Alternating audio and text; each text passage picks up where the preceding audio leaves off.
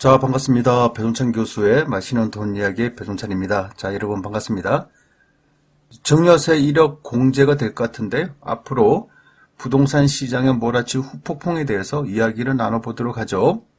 이 세상의 모든 세금은 다 무섭죠. 그래요. 무섭지 않은 세금은 또 어디에 있겠습니까? 국세청에서 우편물이 날아온다거나 국세청에서 카톡이나 문자가 날아올 경우에 그래요. 뜨끔뜨끔하죠. 물론 이제 국세청 입장에서야 친절하게 세금 안내를 해주는 것인데 그러한 문자나 카톡, 우편물을 바라보는 국민들 입장에서는 뜨끔뜨끔하다는 겁니다. 그만큼 세금이 무섭다라고 말씀을 드릴 수가 있겠죠.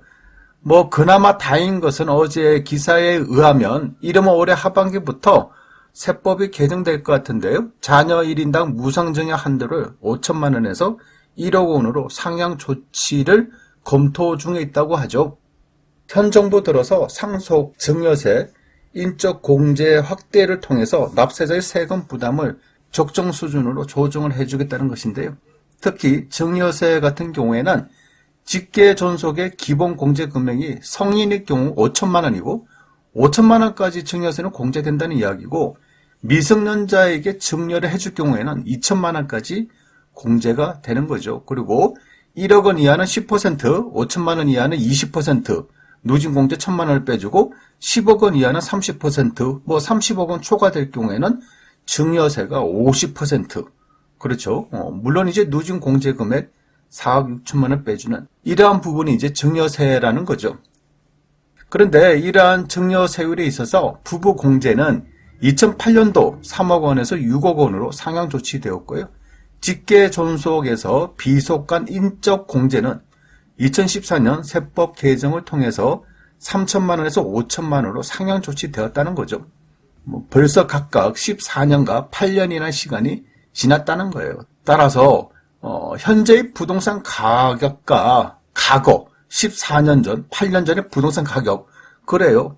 많은 차이가 나지 않습니까? 14년 전 가격과 8년 전의 부동산 가격하고요. 엄청난 차이가 난다라고 봐야 되겠죠. 따라서 부동산 가격이 올라간 만큼 인적 공제 금액을 올리자. 이러한 것이 바로 세법 개정의 목표라고 봐야 되겠죠. 이러한 법안은 이미 유경정 의원 등 14명의 국회의원들이 발의를 해서 위원회 심사 중에 있고요. 이 법안의 핵심으로 본다면 현재 5천만 원과 2천만 원인 증여재산 공제액을 계속된 물가 상승과 재산 가치의 상승으로 실질적인 증여재산 공제 한도가 축소되고 있다는 점을 감안할 때 증여재산 공제 한도액을 확대할 필요가 있다는 것이죠. 이를 증여재산 공제 한도액을 1억 원, 미성년자 같은 경우에는 5천만 원으로 각각 상향하게 됨으로써 수종자, 즉 재산을 받는 사람의 증여세 부담을 완화하라는 것이죠. 자, 그렇다면요. 이처럼 증여세 공제액을 5천만 원에서 1억으로 올릴 경우 부동산 시장은 어떻게 될까요?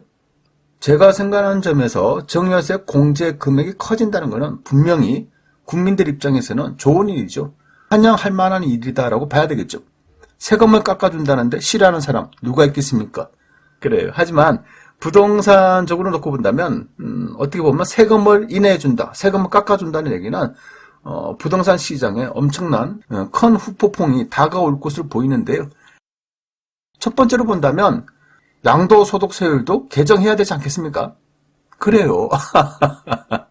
양도소득세 또한 2012년, 2013년부터 2021년도까지 이렇게 양도소득세율 변동 연유표인데요.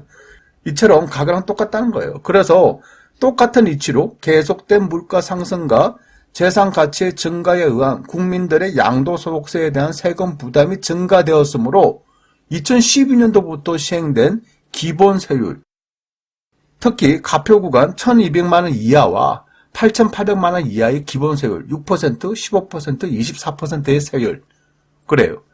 이러한 세율은 좀 더 인하돼야 되지 않을까요? 그렇지 않습니까? 이건 2012년도 부동산 가격과 2022년도 부동산 가격 엄청나게 올랐지 않습니까? 그러면 똑같은 이치로 생각한다면 이러한 양도소득세 부분, 특히 가표가 적은 부분, 이런 부분에 대해서는 세율이 인하할 그럴 필요성이 당연히 있다라고 저는 생각한다는 거죠. 그리고 양도소득세 기본공제 250만 원이죠. 이 또한 언제적 기본공제 250만 원입니까? 그렇잖아요. 증여세는 5천만 원에서 1억 원 공제로 증가를 해주면서 양도소득세 기본공제 250만 원 또한 확 증가를 해줘야 되지 않을까요? 아니, 똑같은 이치를 생각한다면 그렇다는 거죠. 또한 이러한 여파로 인해서 두 번째 취득세 또한 인하돼야 되지 않을까요? 지난 2010년 710 부동산 대책 이후 취득세인데요. 1주택자는 주택가액에 따라서 1 내지 3%이고 2주택자는 조정 대상 지역은 8%라는 거예요. 3주택자는 12%, 4주택자 이상과 법인은 무조건 12%라는 거죠. 아니, 취득세가 1 내지 3% 납부하다가 완전 8%, 12%, 이건 가해도 너무 가하다라고 말씀드릴 수가 있다는 겁니다. 이것 또한 물가 상승이 엄청나게 되었고 전국의 아파트 가격, 부동산 가격이 급등을 했으니 그렇잖아요. 이것 또한 당연히 국민들의 세부담 증가가 급격하게 증가되었으니까 이런 부분도 인하를 해줘야 되고 중과세를 폐지를 해야 된다. 이러한 논리와 똑같은 논리가 된다는 거예요. 그러니 따라서 이러한 논리로 본다면 부동산 관련 모든 세금을 다 인하해야 될 것을 보인다는 겁니다. 엄청난 변화이죠. 그리고 개인적으로 본다면 증여 공제, 부동산 후폭풍, 세 번째로 본다면 매도보다는 증여 열풍. 그래요. 또다시 증여 바람이 불 것 같아요. 안 그래도 팔기에는 아깝고 지금 아파트를 팔면 더 오를 것 같아. 그런데 양도소득세 중과세를 한시적 배제를 해준다고 하니까 또 팔기는 팔아야 되겠고 요런 갈등이 있지 않습니까? 그런데 이제 증여세 공제를 5천만 원을 1억으로 증가를 해주니까 아이고 그래봐야 차라리 뭐하자? 증여를 하자. 요런 분위기가 이어질 가능성도 많아 보인다는 얘기예요. 그래서 증여를 하기 위해서 기다리는 와중에 양도소득세까지 인하가 된다면 역시 잘했네. 천천히 넘기기. 요런 쪽으로 생각할 가능성이 많다라고.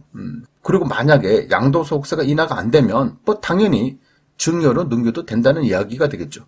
따라서 증여 공제가 늘어난 만큼 증여 바람이 더 불 것으로 보인다는 얘기입니다. 네 번째로 본다면 2030 세대들의 매수세가 지금보다 더 증가할 것이다. 특히 20대의 매수세가 증가될 것으로 보이는데요. 20대들 같은 경우에 솔직히 말씀드리면 무슨 돈이 있어가지고 아파트를 사겠습니까? 그렇잖아요.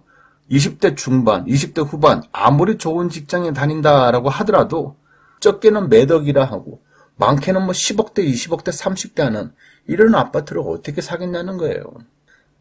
따라서 제가 생각하는 점에서는 20대들이 아파트나 빌라를 매수한다. 이러한 부분은 분명히 부모님들이 알게 모르게 자녀들을 도와줬다.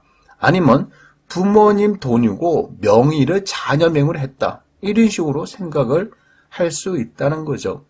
그런데 이제는 공제 금액이 5천만 원에서 1억으로 늘어났으니 부모님 세대들이 자녀들에게 도와주는 금액 또한 증가할 것으로 보인다는 것이죠.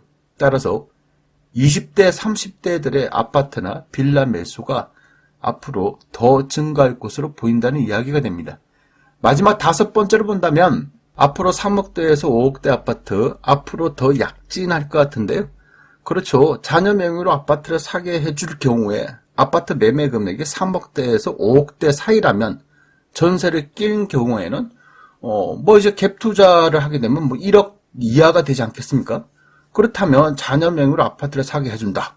그러면 1억 원까지 공제가 된다. 증여세 공제가 된다. 그러면 증여세가 아예 안 나온다는 이야기가 되죠.